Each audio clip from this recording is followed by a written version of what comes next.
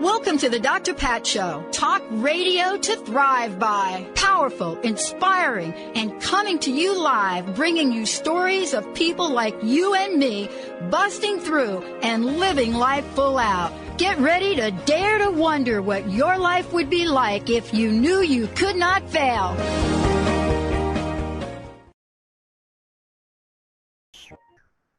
Hey, everybody, welcome. It's so great to have all of you tune us in and turn us on. We're kicking it up for another hour with you here on the Dr. Pat Show. This is Talk Radio to Thrive By. I am Dr. Pat.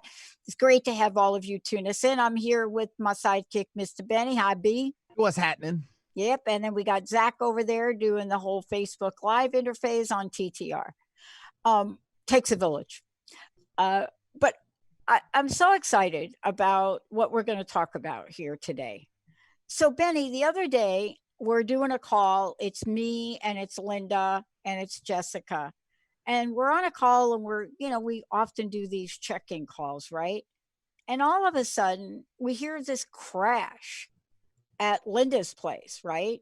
It was like, and Linda says, oh my God, somebody's in here. Now, you've heard me talk about Linda and her mom, who is no longer with us physically. And every time we're talking about something, maybe we shouldn't be going in a direction. And the last time this happened was at my house, where one of the dragon lamps that Joan gave me literally hopped off of the dresser in my bedroom, like the whole thing. Yikes. Off the dresser. Yeah. The whole thing off the dresser, on the floor, nothing broken. No light bulb broken. It wasn't on. It wasn't plugged in. So yesterday, the same thing happened. Linda's sitting on a call and she's talking, and no one even near these like Tupperware kind of things just hopped off the counter. Well, guess what? We're going to be talking the most incredible, internationally renowned psychic medium, medical intuitive, best-selling author, given over 60,000, maybe over 65,000 readings worldwide, Sherrie Dillard, today, because we're going to be talking with her about her latest venture, I'm Still With You. And Joan, I'm going to tell you right now, we believe you are. So we don't have to knock anything off here today during the show. We get it. But we need to figure out what the message is you're trying to tell us. Sherrie is somebody that I met a number of years ago, hosted a show with us for a really long time. But today, it's about I'm still with you. Communicate, heal, evolve with your loved one on the other side. Yep. Because sometimes you got to get some help figuring out what they are trying to say. Sherrie, it's great to have you. Thank you, Dr. Pat, so much for having me. Yeah. So that apparently, and this is our conclusion with Joan is that to get our intention, something has to fall off of something. Mm-hmm. Now, sometimes we find the pennies. Right. But normally when it's like something like important, something drops from something. Now, I don't know if that's for real or if we just made that up. But let's kick it off by hearing your perspective on that. Well, the first thing that comes to mind with the story is that they have a sense of humor, the other side. And they love not quite a few will really be proud of themselves for being able to kind of really do something with that kind of impact. It's something that comes very naturally on the other side, the ability to be present with us, to see us, to feel us, to, they can know amazing things about us, that our thoughts, our emotions. So intuition, that kind of being able to connect is very natural, but what's not always so natural that they also have to kind of practice and learn is how to actually get our attention. Right. We have their attention, but we don't always know it. So when they can knock something over and make a big impact, I'm sure she's laughing and laughing and so happy that she kind of got both of you, that you're talking about her, that she's there. Yeah. Yeah. You know what's interesting about this? Because we're going to talk about your book. And one of the first things that I was reading as I was reading it is the section. And I love the way you've divided this book. I love the way you've written this and planned this book out, Yeah. really. Or maybe you got some help doing that from the other side. Yeah, right. But the Definitely. first part of it is so important. It's living in the wonder of the other side. And I was reading about this. Mhm. And I'm literally, it was so fresh with us, Sherrie. It was yesterday that Linda had this. Now, Mm, we are assuming it's Joan because Joan is not the kind of person that would throw something or do something. It's just, but we get that it's her. We must mhm. intuitively know something that it's her. Both of Definitely. us do. Right. But you say the other side is eager to communicate. Mhm.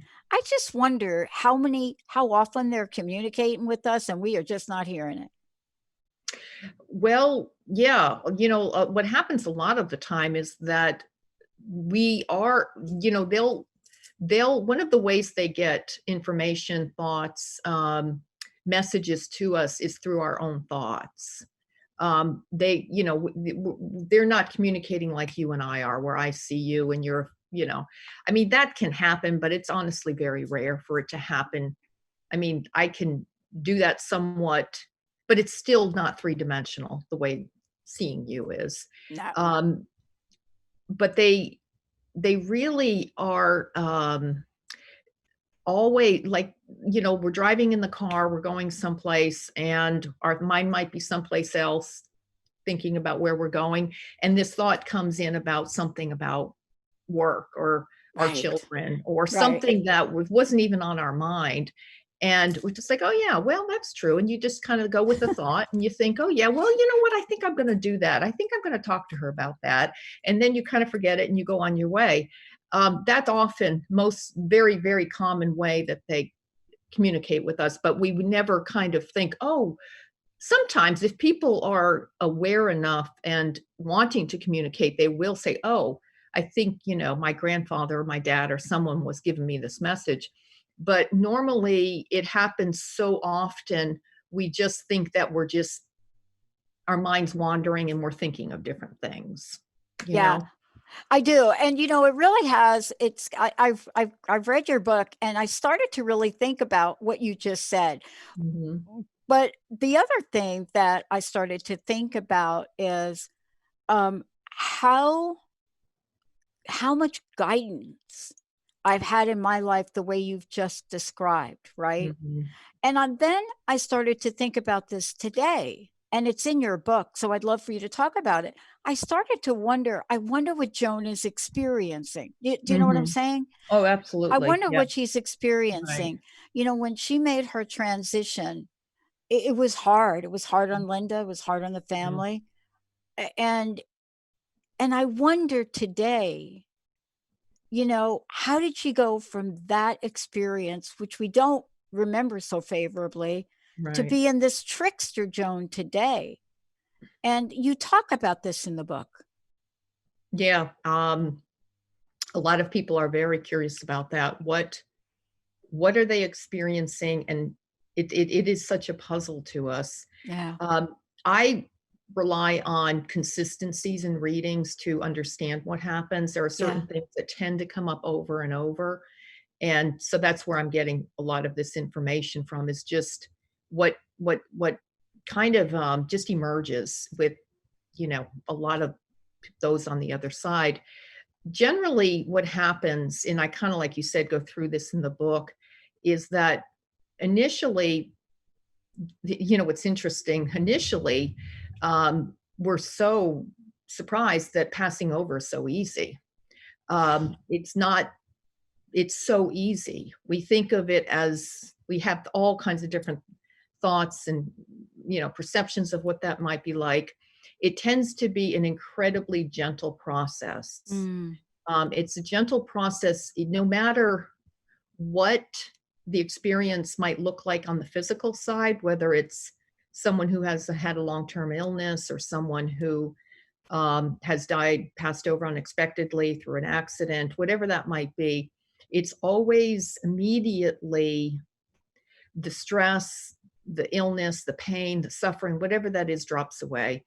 And it's a gentle process where our loved ones, and then our pets, if there are certain divine beings we'd like to be present, whatever we Yeah. in our heart would like to encounter, we encounter. And so the transformation from the physical consciousness to the spiritual consciousness actually happens quite quickly. It drops away. It literally drops away. And we are ourselves. We have our memories intact, our personality intact. It's not that we forget that. It's just the stresses, the pain, the suffering that drops away. And our soul, our love comes forth, and the love all around us. So it's very quickly transformative in that way. As I was reading the book, I was struck by a couple things. One, I was struck by how this is now, for me, when I go through this, I didn't expect this to be such a tool guide for me, meaning that, there was one part in here where you talk about the fact that, once they pass over, they're immediately intuitive, right? Mhm. And you talk about that, but then you also say this book, here you are, you've written this book, 35 years you've been communicating, or 35 plus years you've been communicating. And you say, well, look, this book is to help us communicate. It's to help us grow uh, in parallel. And I had Mhm. never thought about that.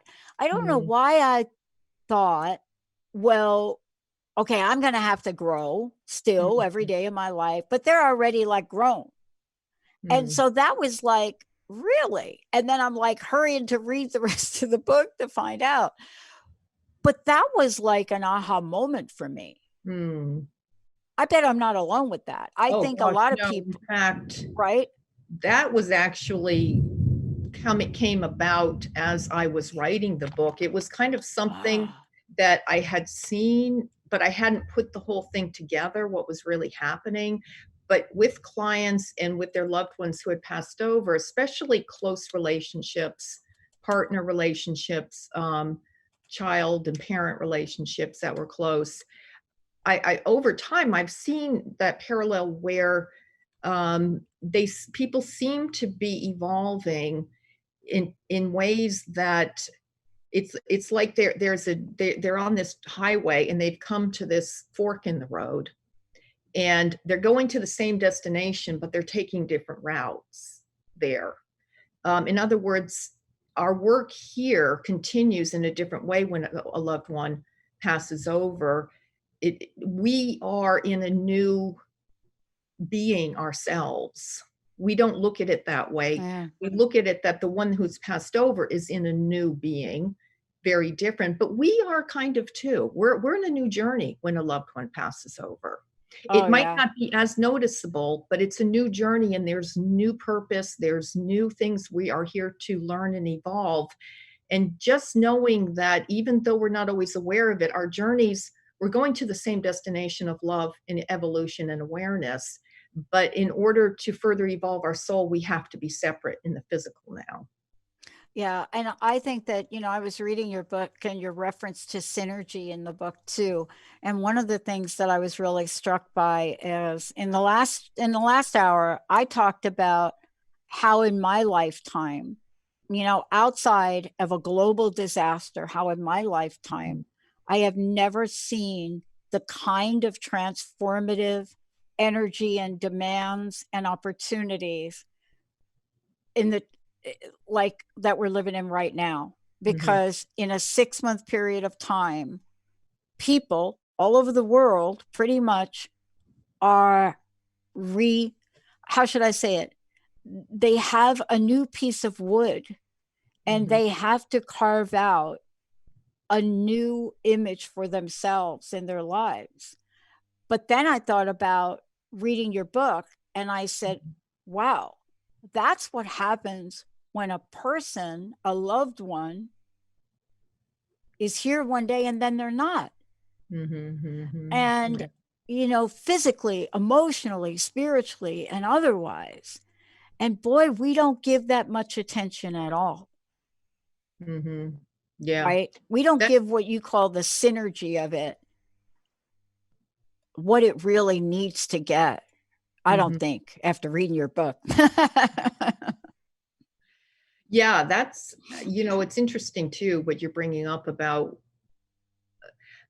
when we're here on the physical, we can deny certain things in our life. We can, even with everything going on in the world right now, there are some people that would choose to be more in denial and not understand that part of this is opportunity to evolve and grow. And Right. it's coming very, obviously it's something that it's hard to miss that. On the other side, what's interesting though, is that it's such a huge shift.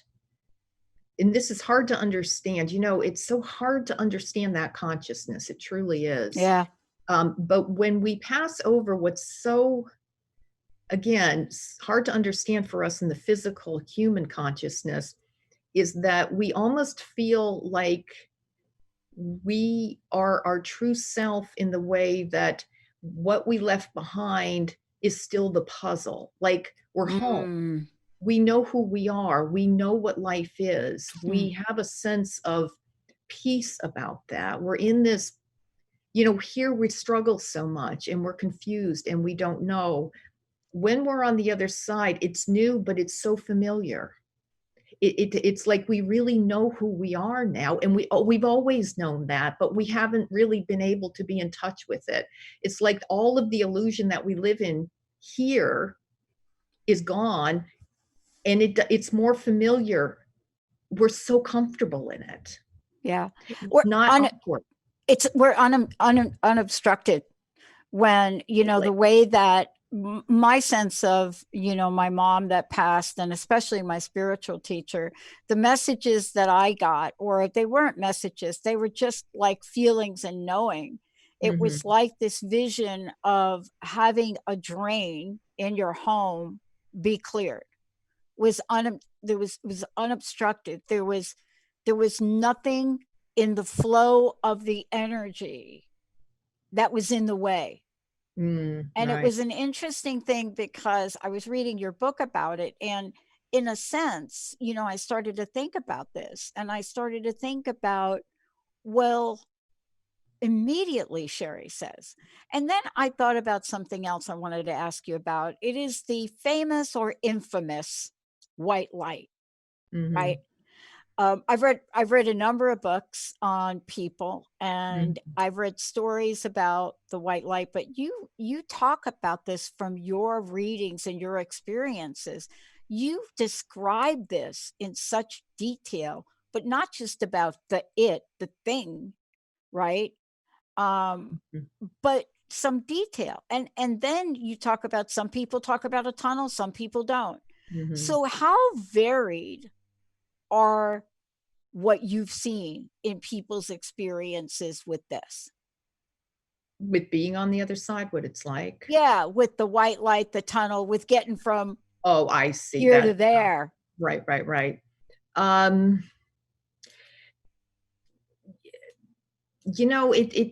It's a really good question. What I found is that when I talk about the tunnel in the book, one of the things that I had heard a lot people talk about was the tunnel. And then I thought, as I was writing, I thought, I rarely actually have anybody that talks about the tunnel.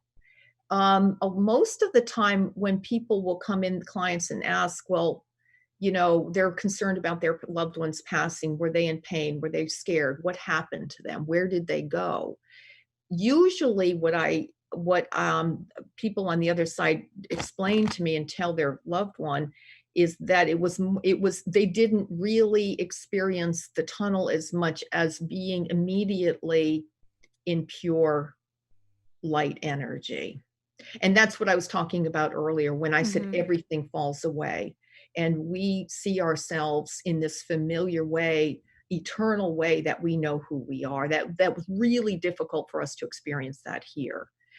Now, the people that do talk about a white light or that tunnel, it's interesting in that what I've discovered, and some of what my guides have taught me too about this, is that it's actually what's going on is that the tunnel is actually, the darkness is our physical body. It's our physicality. The light we're seeing is actually the ball of light of our own spirit, of our own soul. And it's what we're doing is we're pulling our life force energy out of the body and into the ball of light that is our spirit. And it's not that we're actually going someplace or going in. It's like our consciousness is moving into the light of our true being. That white light ball is us. And the darkness around us, the tunnel, is what we're leaving behind. Yeah. And when someone can experience that, it actually is incredibly cleansing and clearing too.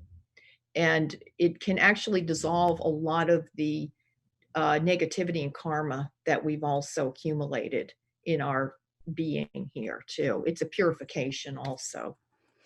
Yeah, I want to talk to you really quickly before we go to break about something you wrote about in the book. It's you don't spend a lot of time talking about it, but I'm really struck by what's happening right now in the world. And what's happening right now is that people are making their transition. They're dying right now, right? And their loved ones are not able to witness that.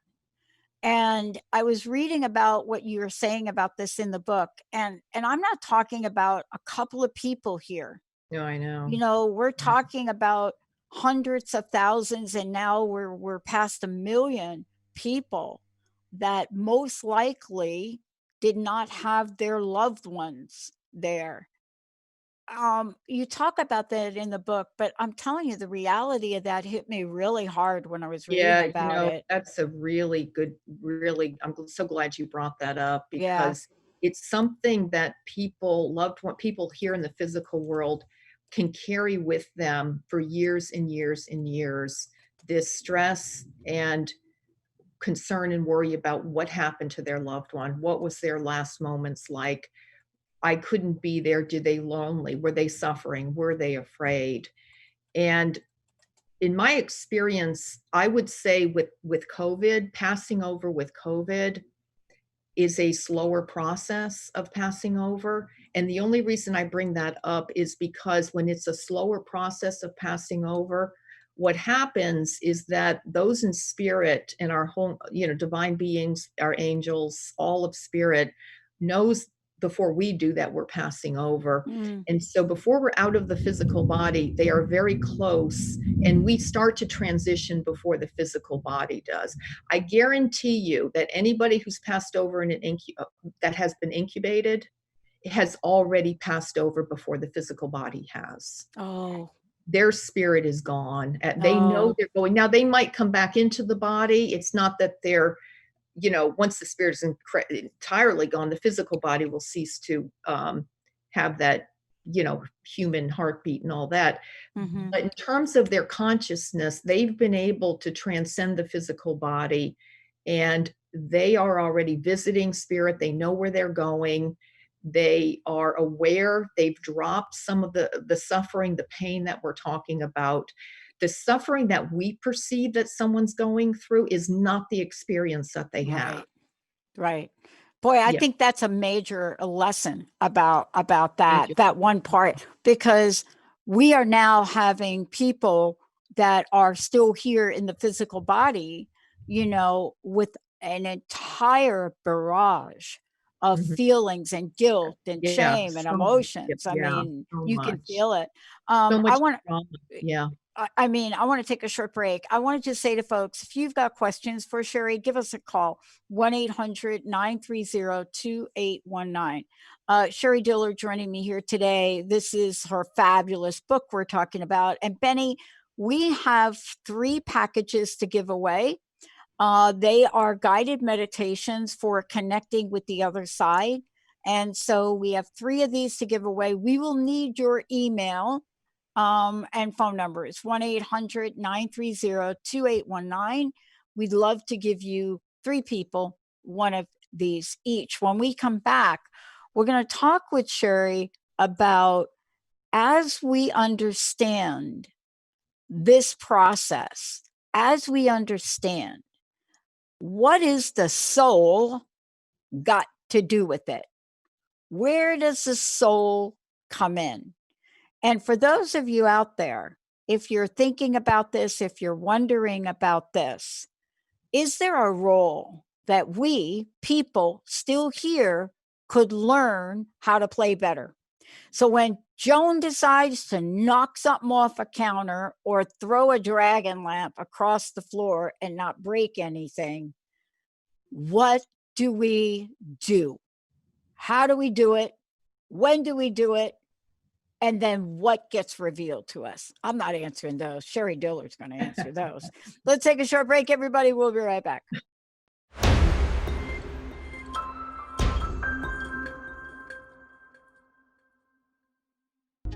Welcome back, everybody. Welcome back. You're listening to the Dr. Pat Show. And of course, I have the most incredible Sherrie Dillard joining me here today. And we are chit-chatting about her latest project, fantastic book. And I was saying before the break, there's just so much in here. We're going to get to a lot of it. But as I said before, we've got some fabulous meditations to give to all of you. 1-800-930-2819. We've got 3 of those to give away. Sherrie, how do we get a copy of the book? How do people find out about your work? How can they work with you? Well, the book is available so many places online. Amazon, Barnes and Noble, Llewellyn, the publisher. So it's pretty easy to find the book. It's in bookstores, but it's probably better, as we know, to buy online. Just don't want to get out there too much. But my website is Sherrie Dillard, SherrieDillard.com, and email is grace.sherrie@gmail.com. Awesome. Mm-hmm. And live call in here to receive this fabulous gift from Sherrie is 1-800-930-2819. You know, Sherrie, as I was reading your book, I was struck by the part in the book, and this is what we were talking about during break. So I'm going to give you sort of what was the catalyst that got me to think about this. It's the part of the book where you talk about soul and soul review, right? Mm-hmm. And I was going through this and I was reading it, and I was reading about the relationships between people, like grandmother, granddaughter, right? I mean, there's some beautiful stories you tell. I mean, the book is filled with stories. And then I was talking to a friend of mine who works in a first responder ER type position. And she brought up a point that I know we're aware of it, but not really the powerful impact of this. And she brought up the idea that there are these closing moments, there are these rituals, and there are people now that are dying, that are transitioning, and they are not in a room with their family and their friends. That's not the way this is rolling for the most part. In other countries, and my relatives in Brazil are showing me pictures of mass graves, like they're digging up the earth and there's bodies on bodies. And there are cultures in the world, even our culture in the United States, we have rituals around this. Right. And none of that is happening. And I was just struck by that. And I was trying to figure out, how does that impact what you wrote about the soul and the soul review? I mean, how does it impact, or maybe it doesn't? I'd love to know your thoughts on that. Well, I feel like it impacts the soul review in the way that we don't, we don't recognize some of the healing all the time that takes place between our loved one and ourselves once they pass over. During the soul review, quite often our loved ones are very close, and there is, and I want to just talk for a moment about maybe some things that people can do to create maybe more of a ritual if they've lost someone and have been unable to go through our traditional rituals that we do. But a soul comes close during the soul review, and that will happen even more so if we haven't had contact with them before they passed over. If there was something they had wanted to say to us or share with us, or ask for forgiveness for, they will come close to us during the soul review. Now, how do we know that? How can we even begin to understand that they're close, and that the very first thing we have to do is trust ourselves. Yeah. We don't trust ourselves in this way because we don't talk about it, and we don't have language about it, and we don't always believe in the existence that this is possible. If we just accepted that this is possible and trust ourselves, we would find that sometimes what will happen is simply a memory. A memory will come up. You've lost a loved one and you're grieving, but then a specific memory comes up. Maybe it was a very positive memory. And what I would suggest people do is, if they have lost a loved one, and I talk about this in the book, is use those memories. Don't just think, oh, that was and you can even look at old photos or something to kind of even conjure up, remember the memories. If you don't get them spontaneously, most people do, but they just think, I'm just remembering the good times or when we had trouble. But realize that the memories are a tool that your loved one is using to make contact with you and to complete the soul review. And that is in some way the way we evolve. I have a very good friend whose father passed over, and during their life, it was not an easy relationship at all. It was an incredibly difficult relationship. And when he passed over, she started to have different memories of him, memories that she had kind of forgotten about, of positive interactions they had. Some of the things that he had done, she began to understand that he was trying to love her. He was trying to take care of her. She didn't see it that way at the time. But as the memories came in, she began to understand where he was coming from, and that some of the things that her perception was that he was being stubborn or difficult were just his way of trying to protect her or to send her love, or to try to, in his own way, to do something positive for her. Now, the way he did that, he understood as he went over, it wasn't working. Yeah. But that's where the magic is let the memories come in and trust the feelings as they come up, because normally what happens during the soul review when someone's passed over, our means of communication is emotion and thought. So if our heart is opening, grief opens our heart. Understand that we have to grieve. We have to let the loss up, all the grief up, because that's going to become the channel through which we can further connect with our loved one, through the emotion of love, or through forgiveness, or understanding them better, compassion. All of that it's all centered in the heart. Now, our thoughts also, but they work together in that way. But trust the memories and just listen. Just listen to them. See what comes up for you. Put energy into it, and let your grief continue to open and open and open the channels. Now, that can take a long time. It's very difficult to grieve, but understand that the way to connect with your loved one is to follow the grief. Yeah. Don't deny it, or don't think it's in your way. Go into the grief deeper and deeper. Yeah. But you know what I love about your book, though, and you've written other books before, but what I love about this book, and certainly you didn't time it for now. No, I didn't. You didn't time it for now. Because I wrote it like 3 years ago. Exactly. Yeah. But it is powerful for now. It is a powerful book for now, because not only are we in exploration of trying to understand what that experience is like for the millions of people that are dying right now that we know of, and people do die every day, but this is a little bit different in Yeah, terms of what people believe they couldn't do, shouldn't do, how right, the people are exactly. suffering as they're dying.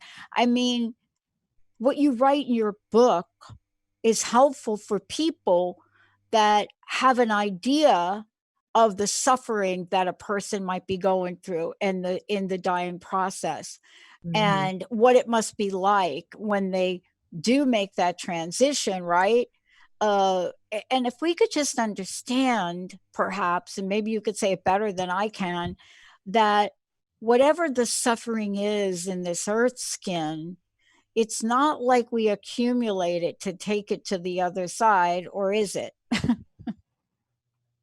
I hope No, not. we absolutely do not. What happens during the soul review is the suffering that we have gone through here and is transformed into awareness and knowledge. Here, we get stuck in the suffering and we don't see clearly enough to understand what has been set in motion and where our power is in it and what we are learning throughout our suffering. And it's hard to do that here. It's very, very difficult to do that here. But on the other side, the suffering is transformed into awareness and knowledge. We understand um, and we realize that we've called that to us too in order to grow, in order to evolve.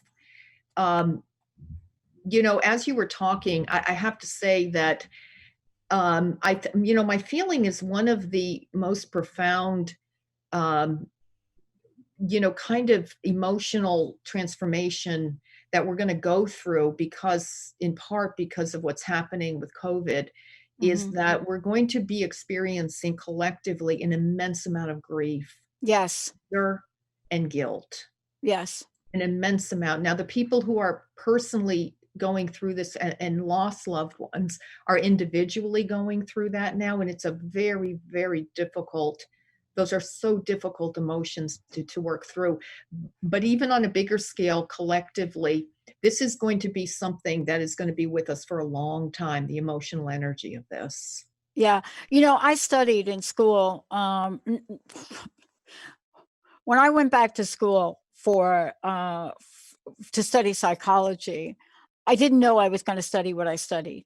But one of the things that I was completely, let's just say, captivated by was, as I looked at my area, which was the psychological effects of broken promises, and that is a big category that I didn't even know existed.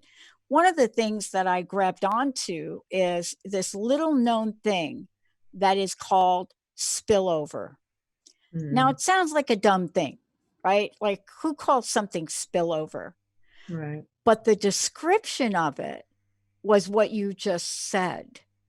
It's an emotional, psychological, and energetic impact from an event or a thing that, even if you're not involved in it, like even if it's not you personally, but it spills over into your psyche. And Mhm, now we know that it spills over into your spiritual field. And what you just described is been happening as we speak. mhm. But people don't have words for Right, why they're feeling the way they're feeling, right. right? Yeah. People don't have words for why they are so angry Mhm. sometimes when they see people in their minds not doing everything they could do Right, to be careful. right. And you think about it, and I was listening to somebody say, "Oh, it's like road rage." I'm saying, no, it is much deeper than that. And you just nailed it. Yeah. It is much deeper than that. It's suffering about an event that has not happened yet, that may be imminent to happen, which you then perceive will happen to you, that actually may not happen. And I don't even know if that made sense, but we're carrying it. We're carrying it. We're We're all carrying it, carrying it. all of it. We're all carrying it. And to add to that, it's like we're in a very, very slow moving tornado that we don't know has an end. We don't know what's coming tomorrow. We could get ill tomorrow. We could have our loved one get ill tomorrow. It's not, it's kind of, we're in the presence of that trauma. And part of the big part of trauma is having no control. I mean, we have Oh, some yeah. control in terms of, wearing masks and limiting contact and things like that. But we have no control over what others do. We have no control over the suffering around us, and honestly, the only real solution eventually through this is going to have to be a spiritual solution. Now, It's got to be. the healing part has got to be a spiritual solution. We can do the science of it and we can heal on the physical, but the trauma that we're experiencing and the passing over of so many, and the only way to get through something like that is spiritual transformation. It Yeah. has to be. It has to be. And the thing I want to ask you about, and now that you've mentioned it, it really brings me to another part in the book. And for those of you out there, I know you're trying to call into the show. Please keep calling. I think we have one more gift to give away, 1-800-930-2819. I thought about myself, Sherrie, for a minute, and perhaps let me just use myself as an example. I thought about myself, and it started early on with the death of my mom. I was 6 years old, but I knew my mom died. I actually told the nuns that I was looking at the Station of the Cross, the ninth station, and I said to the nuns over the weekend, normally they pick me up on the weekend. They didn't pick me up. And I said to the nun, hey, not like that, but Mhm. Right. Jesus says my mom's with them. She's okay. Oh, Well, wow. Wow. Catholic boarding school, they drag you by Wow. the ear, Right. and you go to see the Mother Superior. Mhm. And I walk into Mother Superior, and I remember this like it was yesterday. Oh, I could see right now, I'm seeing Sister Michael Anthony's face. Oh boy. And Mother Superior picks up her head and she's crying. She had a note from my Yeah. family. My mother was gone. But one of the things that you talk about is, I think there's an accumulation if we don't understand what to do with Yeah. this, Right. and we accumulate it. Mhm. And when I was reading your book and I went back over it, I thought, wait a minute, this is about freedom. Mhm. This is a book about freedom. And you have so many stories, whether it's young in spirit, right? Whether it's people that are dying suddenly, Right. whether it is emergency, whether it's sick. But the key is in understanding. It is in the ability to know that Joan just knocked something off. How funny is that? But then the question is, Sherrie, Mhm. how the heck do I find out what she wants us to know? Well, to begin with, the first step is to say, "I can know. There you It's go. possible for me to know." There you go. Yeah, I have the tools within me. It's not out of my reach, because the first thing people do with that is kind of, "Oh my gosh, I don't know what to do." So if you can just say, "You know what? I have the tools within me. I can know, and I have help in knowing." And then try to just breathe, calm down, kind of breathe. Some people wanna close their eyes, you can leave them open, but just, believe it or not, just listen. Yeah. That's all.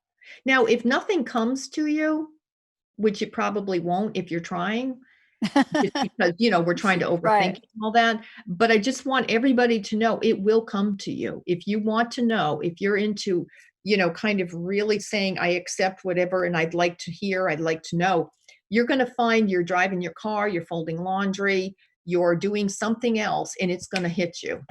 It's just Yeah. gonna be there, and you're gonna know. Now, again, the key is to trust that. Don't talk yourself out of it. People will know, and then because they have no outside confirmation, the doubt comes in. The biggest, hardest things to get through is trusting ourselves and fending off the doubt that we have and opening our heart and thanking our loved ones for the message and continuing to say, and I'm open to more. Yeah. Not as hard as we make it. And I think that's going to be good practice. After I'm done with the show today, I'm going to call Linda. Because I'll tell you, when Joan spoke, we all listened. Well, I believe it, because that's how she's coming in spirit, is Yeah, that, yeah. she's like, you're going to listen, right? Yeah. She wasn't the type that would be just all at you all the time. So when she did speak, Right, it was like, right, oh, okay. right. You know, this last thing I want to chat with you about was so well, okay, I'm going to use a pop culture movie if I could, Okay. was so well depicted in the movie The Sixth Sense, Mm. right? Remember that with Bruce Oh, Willis? yeah, I remember that. There are Yeah. a lot of things in that movie, but Right. this one part of it, I don't think people got Mhm. from the movie. Right. And when you talk about in your book that we can fulfill our purpose on the other side, Mhm. fulfilling our purpose. Now, I'm reading this and I'm thinking, oh my gosh, yeah. Like, of course, he's counseling a kid. Mhm. Yeah, exactly. He's Right, fulfilling a purpose. right. That's I've done a lot of interviews. I've never heard that. Yeah. I'm not kidding. I've And never it's heard so that. Have true, you it's so talked about true. that before? It is so true. It is so true that happens, is that, and I talk about different examples in the book, one Yeah. being where, we can't control all the conditions here. And if there is someone who has had in their life this strong desire to, and usually it'll happen, if the purpose is surrounding service of some type and giving. And I talk about one example where a client of mine, a male, who I had actually worked with before he transitioned over, not knowing he wasn't ill, it was an accident, he passed, but he would talk a lot about really wanting to do something to, for the planet, for, I think he was really into technologies, and technologies that would rely not on coal and Uh-huh. oil and all that. And he was an inventor, and he was very interested in just, but he never launched it, because no one, he needed, to do something like that, you need financial resources. Yeah. And he had these great ideas, these great inventions, these great things he wanted to do, but he just, it never went anywhere. And I also worked with his partner too. So when he transitioned, his partner came in, and his partner, of course, wanted to know, what are you doing? What's going on? And he told him that, finally, I'm doing it. Finally, I'm doing it. And he was thrilled. He was overjoyed that he was working. What we don't realize is that there are teams and unbelievable numbers of souls that are working towards saving our planet and helping us here. Yeah. And he was involved in this collective group of souls that were very interested in helping others here, giving them ideas, opening doors so that some of these technologies would also become available to us. And so he was actually living his bliss that Yeah. he had always wanted to happen here. He was working on a higher scale and helping the planet the way he had always envisioned it would happen. If there's something here that you envision happening and it's not, it doesn't seem to go anywhere, it's not the last go around. It'll happen. It'll happen. Well, I think for me, I as I went through your book, and I'm telling you, it is masterfully done, Oh, thank because not only are you talking about things that people can use and do, but the stories are incredible. And it made me think. It made me hit the pause button. I was going through it last night again. It made me hit the pause button, and I said, "Oh my God, I get it." My mom, who committed suicide, my mom was highly creative, Mhm. entrepreneurial. She is the genius in my head that gives me these ideas. Right. My stepmom is the master of perseverance, and there are many stories I could tell you with that. She is getting me off my butt when I don't want to. Mhm. My uncle is the guy that's telling me, as he did when I was a child, that you can do it. I believe in you. And I had this moment where I knocked these people off, my sister, right? And I Mhm. said, wow, that's how I explain how I am today Mhm. in the world, Mhm. right? Doing the things I'm doing, and not like that story from high school where they thought I was all dead.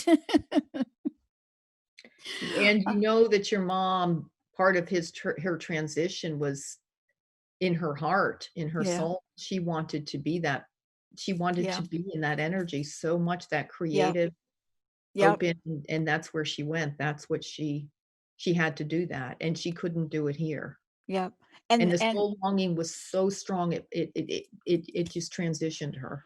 but for me, knowing that today, Mhm. it allows me to fully lean into that energy and those helpers. Right. See, if we could get that we have helpers, We wow, certainly what a do. difference. None of us are doing this alone, no one. Well, I know. Well, Sherrie, thank you so much for joining me.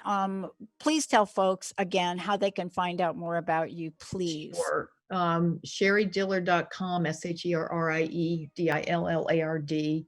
Email is grace.sherry@gmail. And the book's available everywhere, Yep, right? yep, And if they want to book time with you, they can certainly get that from your website too, right? exactly, yes.